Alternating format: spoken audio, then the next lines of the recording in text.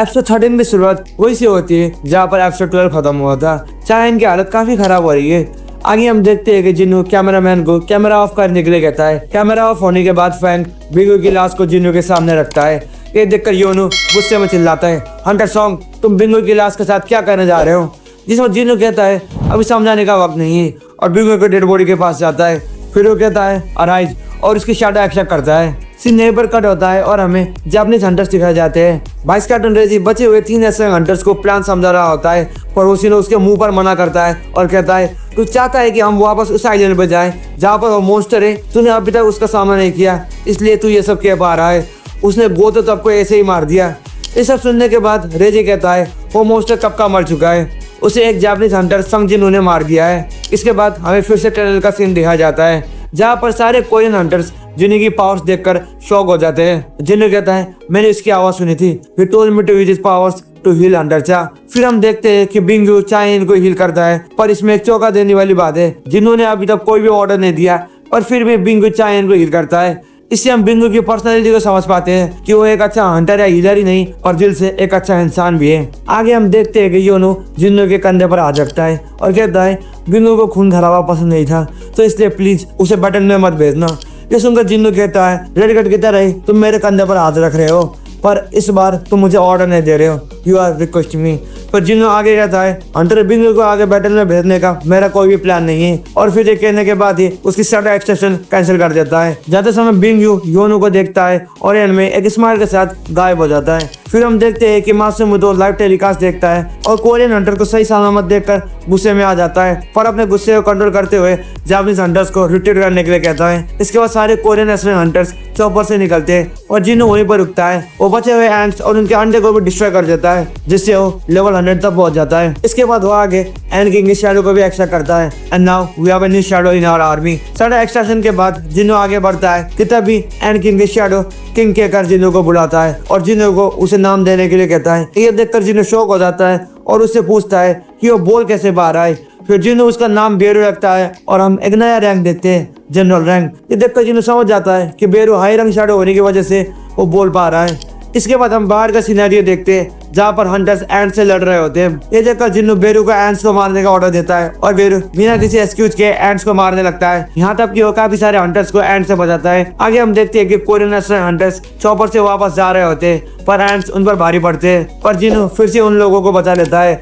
Battle खत्म होती है and this time the red mission was successful. जो एंड्स जो आइलैंड से भाग गए थे उनमें से ज्यादातर एंड्स को हमारे हंटर्स ने मार दिया, चाहे इनको भी तुरंत ऑस्टिन में भेज दिया गया। हालांकि इस रेड मिशन में काफी सारे हंटर्स मारे गए पर अब एक बहुत बड़ा खतरा टल चुका है। इसके बाद हम 2 दिन बाद का सीन देखते हैं। कुछ बचे हुए एंड्स दूसरे कंट्री से पहुंच चुके हैं। आगे हम एक नए हंटर को देखते हैं, वो बैटल शिप्स के ऊपर बैठा होता है और फिर एंड्स को देखने के बाद अपनी 2 तलवार निकालता है और एक ही अटैक में सारे एंड्स को मार देता है। ये सब होने के बाद हमारे हुए कोरियन हंटर्स का फ्यूनरल देखते हैं। काफी सारे हंटर्स इस फ्यूनरल को विजिट करते हैं एंड ऑब्वियसली जिन्नू भी आता है। फ्यूनरल खत्म होने के बाद जिन्नू डायरेक्टर गो से मिलता है। डायरेक्टर गो उसे रेड मिशन में उसके सपोर्ट के लिए शुक्रिया कहते हैं। पर जिन्नू कहता है अगर मैं थोड़ा और जल्दी वहां पर पहुंच जाता तो हम हंटर बिंगो को भी नहीं खोते। फिर डायरेक्टर को कहते हैं इसमें तुम्हारी कोई गलती नहीं है, तुमने हमारे 5 एस्ट्रेन हंटर्स और काफी सारे सिविलियंस को बचाया है। आगे वो जिन्नू से उसके फ्यूचर प्लान्स के बारे में पूछता है जिसमें जिन्नू कहता है मैं मेरा खुद का गिल्ड बनाऊंगा और ये कहते ही सीन यहीं पर कट होता है और हमें फिर से जेजू आइलैंड दिखाया जाता है जहाँ पर काफी सारे हंटर छुपे हुए एंड्स को मारने के लिए आए हैं और फिर हमें एक नया कैरेक्टर दिखाया जाता है।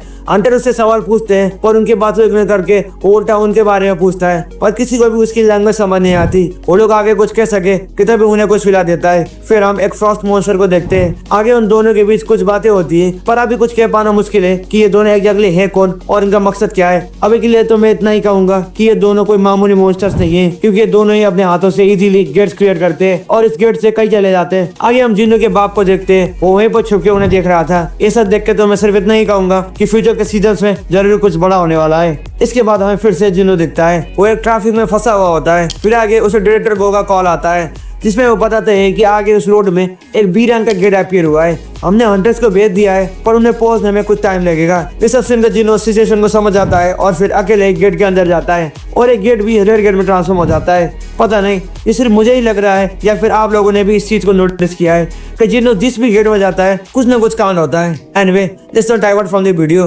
गेट के अंदर पहुंचने के बाद ही जिन्नू समझ जाता है कि ये एक रेड गेट है। आगे हम देखते हैं कि काफी सारे मॉन्स्टर्स जिन्नू के सामने होते हैं। फिर जिन्नू अपने शैडो आर्मी को बुलाता है and as always shadow army काफी आसानी से सारे मॉन्स्टर्स को मार देती है। इसके बाद हमें अंडरचार दिखती है जो कि खुद से बात कर रही होती है। वो कहती है अगर मुझे हंटर सॉन्ग के साथ मिलकर लड़ना है तो मुझे और भी स्ट्रॉन्ग होना पड़ेगा। मुझे चाहेंगे बातें सुनने में जो काफी मजा आया, पर लगता है वो भूल रही है कि हंटरशिप पावर अवेकन होने के बाद नहीं बढ़ती। Only Jinnu is an exception और पक्का इस फ्यूचर में और भी ज्यादा पावरफुल होगा। तो जिन्नू के जितना पावरफुल होने का खौफ तो भूल जाओ मैडम, इस mission impossible. Understand? You better understand. इसके बाद आगे हम वापस रेडगढ़ के अंदर का सीन देखते हैं। जिन्नू कहता है हंटर्स हंट करने के लिए पैदा हुए। डंजन एक काफी खतरनाक दुनिया है। एज हंटर्स हमें भी एक शिकार होने के तैयार होना पड़ेगा। जस्ट राइट, ऐसी दुनिया में हमारी पोजीशन कभी भी बदल सकती है।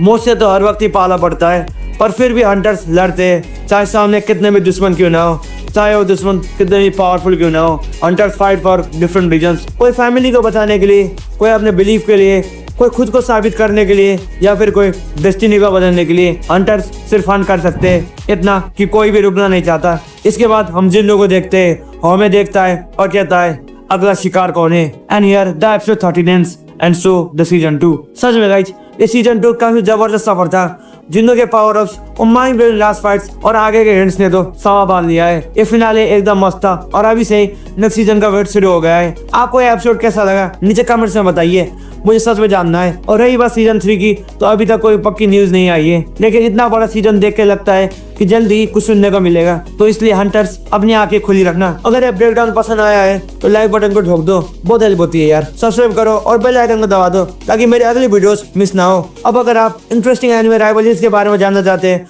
तो ये वाली वीडियो देखिए, और अगर आपको स्टोरी लेवल सीजन 2 के बाकी के एपिसोड्स के एक्सप्लेनेशन देखने हैं then do check out this playlist. तो अब मिलते हैं इन वीडियोस में, तब तक के लिए सायोनारा। Yeah.